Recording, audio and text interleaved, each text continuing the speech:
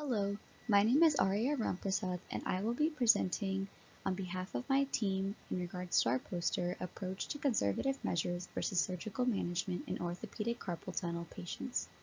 So carpal tunnel syndrome occurs when the median nerve, which runs in the carpal tunnel inside one's wrist, becomes entrapped or pressed against. The symptoms of this manifest as increasing tingling, numbness, and pain, and is commonly higher in populations such as women, diabetics, and workplaces like manufacturing, sewing, typing, and assembly line work.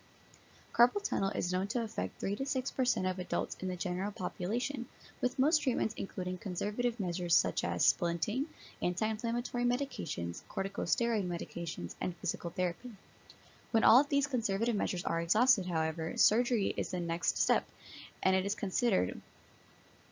the second most completed musculoskeletal surgery with over 400,000 yearly procedures. Surgical options include an open release surgery as well as an endoscopic surgery. Both have different methodologies but end up with the same goal of severing a ligament around the wrist to reduce pressure on the median nerve. We aim to determine the percentage of patients who required surgery versus only conservative therapy and their subsequent success rate with each treatment path regarding symptom resolution.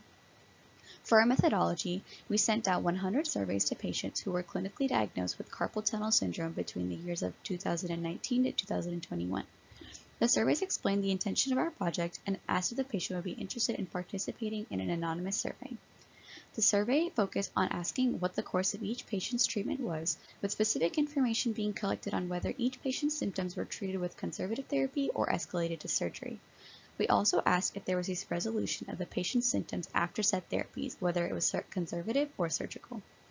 Our results had a 59 out of 100 survey response rate. 56 of these patients stated that they only continued treatment with conservative therapy, while 3 patients stated that they needed to have surgery. 51 out of the 56 patients who used conservative therapy for treatment stated that their symptoms had completely resolved, while the other 5 stated that they continued to have pain occasionally. 2 out of the 3 patients who needed surgery stated that their symptoms completely resolved, while the last patient in this category said that they still struggle with pain occasionally. So, going into our discussion, in our study, our percentage rates for success in treating carpal tunnel were higher with patients who only received conservative therapy compared to surgical. Conservative measures provided a 91.1% rate of resolution, while surgery provided a 66.6% rate. About 2% of patients with carpal tunnel syndrome in the U.S. received surgery, and our smaller sample size population had a percentage rate of 5.1%.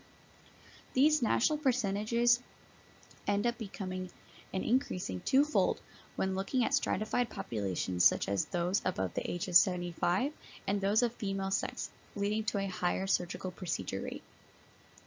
Studies show that most patients who do undergo surgery have a success rate of symptom resolution of about 75 to 90%, but it does vary on how bad the stage of entrapment was or how badly the nerve was damaged. For our study, it would be important to repeat with a higher sample size as it would allow us to find more statistical significance in our percentages due to our surgical group being so much smaller in comparison to the conservative measure group. Our survey also did not specify which conservative measures were used as well as which surgical methods were used, and further studies on these could help provide more insight and specifics as to what treatments may be more helpful for patients. For example, research has shown that surgical treatment can help relieve symptoms significantly more than splinting, but not necessarily more than corticosteroid injections. This is an example of comparing surgical and conservative treatments. Another study showed that there is a higher recurrence of carpal tunnel syndrome after endoscopic release surgeries compared to the traditional open release. So, more studies on these subjects would allow for a more refined way of treatment with statistical evidence to back it up and allow us to figure out which treatment plans are best for each patient. Thank you so much for listening to my presentation, and I would be more than happy to take any questions that you have.